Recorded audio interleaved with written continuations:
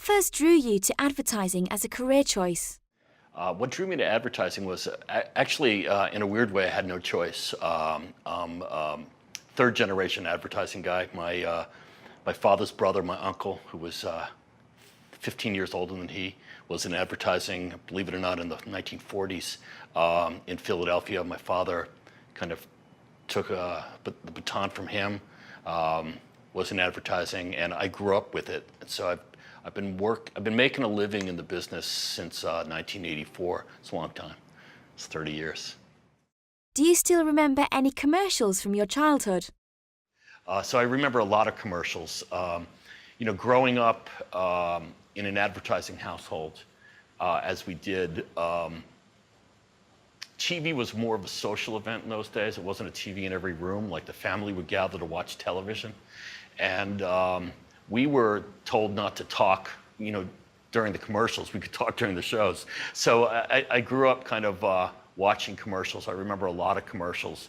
I bet you most people of my generation would remember a lot of, and I feel kind of guilty saying this because they're usually decried as not very creative, but you remember a lot of jingles. What do you think makes jingles memorable? Among purists in the field, jingles are, laughed at, scoffed at, but God, you remember them. What do they call them? Earworms. They get in your head and you can't get them out sometimes. And you add that to, almost everyday exposure, 6 times a day. It's going to get in there. I can do, I could sing one for you. There was a kid's hot cereal for children called H.O. Farina. And it was an animated cartoon. It was very rudimentary. If you saw it today, you wouldn't believe it was like a national broadcast cartoon. And it was a little story of Willie and Wilhelmina. And Willie trips on a rock. And he goes, "Every day I trip over that rock, Wilhelmina." And she says, "Move it, Willie."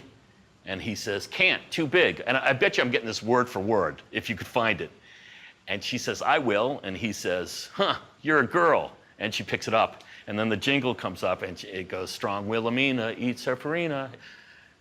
Like I said, I probably heard that 500 times, maybe more when I was growing up, because it was every weekend for about 8 years.